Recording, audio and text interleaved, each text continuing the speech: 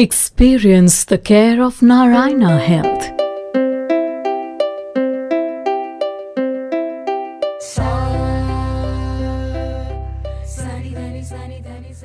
Hello दोस्तों, जो initiative हमने 2022 में शुरू किया लेट्स टॉक हेल्थ, जिसमें हम आपके कुछ कॉमन क्वेश्चंस अपने जो हमारे डॉक्टर्स हैं उनसे पूछते थे और उनसे हमने कई आंसर्स वहाँ से आए और इससे एक बेहतर हेल्थ की तरफ कैसे जाएं हमारी सोसाइटी, हमारा देश, उसी को आज हम 2023 में भी कंटिन्यू कर रहे हैं आपकी अच्छी विशेष के साथ। और आपने जो इन सब एपिसोड्स को देखा, इनको शेयर किया, उनके लिए बहुत बहुत शुक्रिया। और आज हम एक बहुत ही नॉर्मल कॉमन टॉपिक के ऊपर, लेकिन जो हमें कई बार तंग करता है और जिससे लगभग सभी लोग कभी ना कभी कहीं ना कहीं किसी न किसी तरीके से इफ़ेक्ट हुए हैं, वो है साइनोसाइटिस। तो आज हम साइनोसाइटिस के ऊपर बात करेंगे और इस सिंपल और कॉमन टॉपिक पे, लेकिन जो मैंने कहा काफ़ी हम लोगों को कई बार परेशान करता है, इससे बात करने के लिए आज हमारे साथ जुड़ी हैं डॉक्टर नेहा सेठी, जो कंसल्टेंट ईएनटी हैं Dharamshila Narayana super speciality hospital में। So doctor Neha, welcome to the show let's talk health. Thank you so much sir. और इससे पहले कि हम शुरुआत करें, आप अपने बारे में ज़रा सबको बताइए। मैं डॉक्टर नेहा सेठी, बेसिकली मैंने अपना पोस्ट ग्रेजुएशन जीएमसी भोपाल से किया है। उसके बाद मैंने मैक्स साकेत हॉस्पिटल ज्वाइन किया था and then I got opportunity to join this great institute of Narayana health in 2018 and तब से मैं यहाँ पे अटैच्ड हूँ। Thank you so much. So doctor Neha, सबसे पहले तो एक कॉमन चीज़ हम इसको यूज़ करते हैं बार बार, साइनसाइटिस, लेकिन मैं चाहता हूं कि आप हमारे जो ऑडियंस है उनको बताएं कि साइनसेस होते क्या हैं और where are they located in the body, और फिर साइनोसाइटिस क्या होता है, इसके बारे में ज़रा बताइए। देखिए, बेसिकली जो हमारी स्कल बोन है तो उसमें कुछ बोनी स्पेसेस होती हैं जिनको हम साइनसेस कहते हैं। ठीक है, ये नोज़ के साथ कहीं ना कहीं से अटैचमेंट रहता है इनका। तो there are basically 4 pair of these sinuses.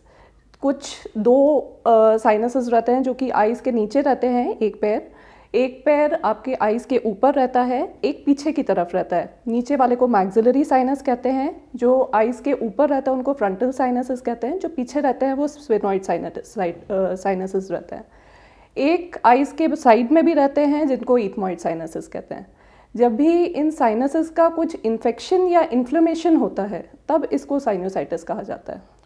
सो आपने ये कहा कि जो ये एरिया है हमारा आइज़ के ऊपर, नीचे, पीछे जो स्पेसेस होती हैं स्कल में, वो उन स्पेसेस को हम साइनसेस कहते हैं, और जब भी कोई इन्फेक्शन इसके अंदर हो वो साइनोसाइटिस होता है। चलिए आगे बढ़ते हैं। साइनोसाइटिस होता कैसे है बेसिकली, और इसके कॉमन सिम्टम्स क्या होते हैं, और कॉमन कोल्ड से क्या इसका कोई रिलेशन है या इसका रिलेशन नहीं है, उसके बारे में बताइए। देखिए, बेसिकली इनकी जो मेन इटियोलॉजी की अगर मैं बात करूं तो ये इन्फेक्टिव हो सकता है, बैक्टीरियल इन्फेक्शंस हो सकते हैं, वायरल इन्फेक्शंस हो सकते हैं, फंगल इन्फेक्शंस हो सकते हैं। एलर्जीज़ एक इनकी मेन इटियोलॉजी है जिससे साइनोसाइटिस डेवलप हो सकता है। कॉमन कोल्ड में डेफिनेटली आपके नोज़ इन्वॉल्व रहती है, उसके कारण स्वेलिंग आ सकती है जो कि आपके जो साइनसेस की ओपनिंग को ब्लॉक कर सकता है, जिसमें नॉर्मली जो साइनसेस रहते हैं इनमें एयर रहती है क्योंकि वो जो हवा अंदर जा रही है उसको ह्यूमिडिफाई करता है। जब ये ब्लॉकेज हो जाता है तो इसमें फ्लूइड्स वगैरह फिलअप हो सकते हैं, उसमें इन्फेक्शन डेवलप हो सकता है। तो डेफिनेटली कोल्ड से ये रिलेटेड है साइनोसाइटिस। आपने साइनसेस की लोकेशन बताई, आपने साइनोसाइटिस के बारे में बताया, आपने इसके कॉजेज़ के बारे में बताया कि इन्फेक्शन। अब हम ज़रा ट्रीटमेंट की तरफ चलते हैं। सो बिफोर दवाइयों की तरफ जाने से पहले मैं आपसे पूछूंगा कि कई लोग स्टीम इनहेलेशन करते हैं जब कोल्ड आपको होता है, तो क्या स्टीम इनहेलेशन से थोड़ा इसको रिलीफ मिलता है, और फिर उसके आगे आप ज़रा इसका ट्रीटमेंट कैसे होता है जब लोगों को साइनस होता है, और थोड़ा ये भी बताइए कि इसके सिम्टम्स, मतलब कोई ऐसी दर्द भी होती है, लोगों को हेडेक्स होते हैं, क्या होता है, किस तरह से आदमी परेशान हो जाता है इससे? नॉर्मली इसके सिम्टम्स की अगर पहले मैं बात करूं तो सिम्टम्स में facial pen, nasal blockage, nasal congestion, नाक से पानी आना, वाटरी डिस्चार्ज भी हो सकता है एलर्जिक में जो कि कॉमनली देखा जाता है, थिक डिस्चार्ज रहता है जो कि इन्फेक्शंस में कॉमन रहता है, हेडेक्स, फीवर अगर आपके ये एक्यूट एकदम से प्रेजेंटेशन होता है जब, क्रॉनिक में फेशियल पेन, हेडेक्स, आँखों में भारीपन, ये सब सिम्टम्स रहते हैं। अब इसका जो अगर मैं ट्रीटमेंट की तरफ अगर बात करूं तो बेसिकली पेशेंट्स हमारे पास इन सिम्टम्स के साथ आते हैं। इन्फेक्शन और एलर्जीज़ इसके दो मेन कारण हैं साइनोसाइटिस के। तो इन्फेक्शन में हम बेसिकली एंटीबायोटिक एक अच्छा रोल प्ले करता है, इसमें एंटीबायोटिक दिया जाता है। सपोर्टिव मेडिकेशन में डीकंजेस्टेंट्स दिए जाते हैं। डीकंजेस्टेंट्स के बारे में मैं एक चीज़ बहुत स्पेसिफाई करना चाहूँगी, क्योंकि डीकंजेस्टेंट्स का बहुत मिसयूज़ हो रहा है। जो ओट्रोवेन, नेज़िवियोन, ये सब चीज़ों का बहुत ही ज़्यादा मिसयूज़ हो रहा है। इसकी रिक्वायरमेंट होती है बट इसको prolong usage is not advisable. बाकी नेज़ल स्टेरॉइड्स जो रहते हैं, स्टेरॉइड स्प्रे रहते हैं, जो कि ये सूजन को कम करते हैं, तो ये आपका मेडिकल ट्रीटमेंट रहता है। कई बार ये रहता है कि क्रॉनिक, जैसे कि अगर आपका 4 से 5 महीने से ज़्यादा इलनेस हो जाए तो उसको हम क्रॉनिक इलनेस कहते हैं। जब इस तरीके की इलनेस होती है तो डेफिनेटली मेडिकल मैनेजमेंट सफाइस नहीं करता है, उसके अलावा हमें कुछ ट्रीटमेंट देना पड़ता है। कई बार सर्जिकली भी हमें इसमें ट्रीट करना पड़ता है जब दवाइयों का असर नहीं होता है, तो फिर we go for the surgery, जो कि एंडोस्कोपिकली परफॉर्म की जाती है। स्टीम के बारे में कुछ बताएंगे? स्टीम इनहेलेशन से कुछ फर्क स्टीम पड़ता है? इनहेलेशन डेफिनेटली सर इसमें काफ़ी अच्छा रहता है, अच्छा रोल प्ले करता है, क्योंकि इससे आपके जितने भी पैथोजेंस रहते हैं, जो कि बैक्टीरिया, वायरसेस, इनको हम पैथोजेंस कहते हैं, तो ये पैथोजेंस हैं या जो भी एलर्जीज़ हैं, जो एलर्जेंस हैं, वो क्लियर आउट हो जाते हैं। आपका नेज़ल पाथवे जो रहता है वो क्लियर आउट हो जाता है। तो steam inhalation is very important for sinusitis. Doctor साहब, एक और चीज़ लोग पूछते हैं स्टीम इनहेलेशन के बारे में। मैंने कई बार सुना है, क्या स्टीम में कुछ मिलाएं या ना मिलाएं, या simple steam inhalation is itself sufficient? Simple steam is itself sufficient, क्योंकि बेसिकली उसका जो हमारा पर्पस है कि वो आपका पाथवे को क्लियर करे, तो सिंपल स्टीम सफाइस करता है इसमें। भाइयों बहनों, जो डॉक्टर साहब ने कहा कि साइनसेस के बारे में बताया कि उनकी लोकेशन क्या होती है, बेसिकली ये थोड़ी स्पेसेस होती हैं हमारी स्कल के अंदर। फिर उन्होंने बताया कि साइनोसाइटिस क्या होता है, इसके कॉजेज़ क्या होते हैं, और उन्होंने इसकी ट्रीटमेंट के ऊपर भी थोड़ी सी बात की कि यूजुअली एक मेडिकल मैनेजमेंट, स्टीम इनहेलेशन के बारे में उन्होंने बताया। और अगर ज़्यादा एक्यूट हो, 4-5 महीने 6 महीने से ना हो रहा, तो ENT में सर्जिकल जो है वो भी किया जा सकता है। अगर आप डॉक्टर से मिलना चाहें, उनसे कुछ पूछना चाहें, उनसे अपॉइंटमेंट लेना चाहें, सो www.narayanahealth.org पे जाके आप डॉक्टर नेहा से मिल सकते हैं, उनसे आप अपॉइंटमेंट ले सकते हैं। और जो QR कोड इस समय आपकी स्क्रीन पे है, उससे आप NH Care ऐप डाउनलोड कीजिए, वहाँ भी आप डॉक्टर नेहा से अपॉइंटमेंट लेके उनसे बात कर सकते हैं, वीडियो कंसल्ट कर सकते हैं। डॉक्टर नेहा, एक और बात बताइए कि क्या sinusitis can also result in some serious health? क्योंकि मुझे लगा कि साइनोसाइटिस कोई परेशान करने वाली बात है, लेकिन मेडिकल मैनेजमेंट से, स्टीम इनहेलेशन से वगैरह ठीक हो जाती है। But are there some circumstances जहाँ ये थोड़ी सीरियस उसमें भी डेवलप हो सकती है? जी सर, डेफिनेटली कई बार साइनोसाइटिस कॉम्प्लिकेट कर जाता है क्योंकि जब ये स्कल बेस को इरोड कर जाता है। कुछ साइनोसाइटिस रहते हैं जैसे कि फंगल साइनोसाइटिस, जो कि इरोजिव नेचर के होते हैं, वो आपकी बोन्स को गलाने लग जाते हैं।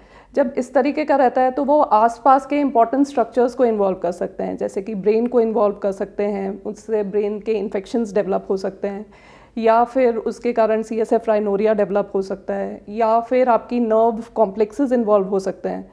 तो कुछ ऐसी डिजीज़ेज़ हैं जब जैसे कि फंगल साइनोसाइटिस मैंने स्पेसिफाई किया, तो उसमें डेफिनेटली ये कॉम्प्लिकेट कर सकता है।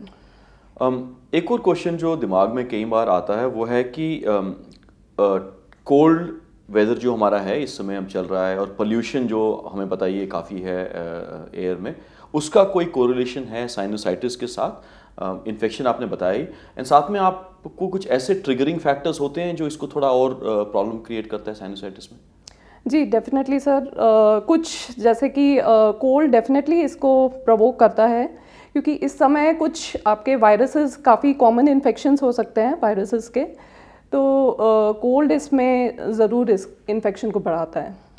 अब हम ऑलमोस्ट लास्ट क्वेश्चन पे आ गए हैं। आपने बहुत अच्छी तरह से साइनसेस के बारे में, साइनोसाइटिस के बारे में, उसके ट्रीटमेंट के बारे में बताया। हम प्रिवेंशन की तरफ चलते हैं डॉक्टर। तो पहली बात तो कुछ ऐसे इंडिविजुअल्स हमने देखे हैं जिनको होता है फिर ठीक हो जाता है, 5-6 दिन में फिर होगा फिर ठीक हो जाएगा, लगातार उनको ये होता ही रहता है, उनके लिए स्पेसिफिकली आप क्या ऐसी प्रिकॉशंस या कुछ ऐसी चीज़ें बताएंगे जो उनको इसमें जो ये साइकिल उनको एक बार उसमें आ जाते हैं बार बार कि लगातार साइनस में प्रॉब्लम हो रही है, लगातार हेडेक होता है, लगातार साइनसाइटिस होता है उनके लिए, और अर्ली डिटेक्शन या कोई ऐसी चीज़ आप बताएं जिससे लगे कि अगर मुझे ये होने वाला है तो किस स्टेज पे डॉक्टर को मिलें और कैसे क्या करें, इसके बारे में बताइए।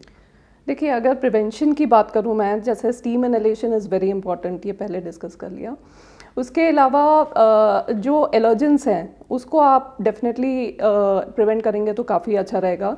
Smoke, dust, strong chemicals, perfume, अगरबत्ती, जो आपके किचन फ्यूम्स रहते हैं, तो जिन भी पेशेंट्स को साइनसाइटिस की शिकायत है तो डेफिनेटली ये सब स्ट्रॉन्ग एलर्जेंस को अवॉइड करें।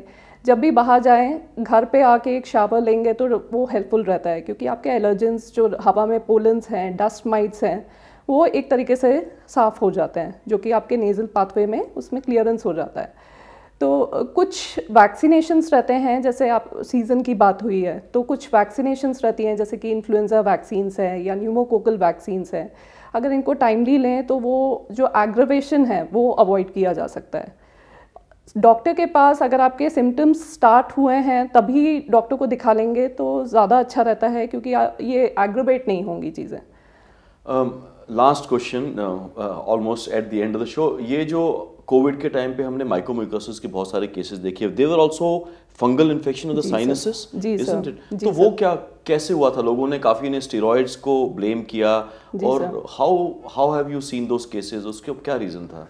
जी सर, बेसिकली जो फंगल साइनोसाइटिस है इसमें सबसे ज़्यादा कॉमन ब्लैक जो नॉर्मल जो नाम लिया गया है, इसमें म्यूकरमाइकोसिस है।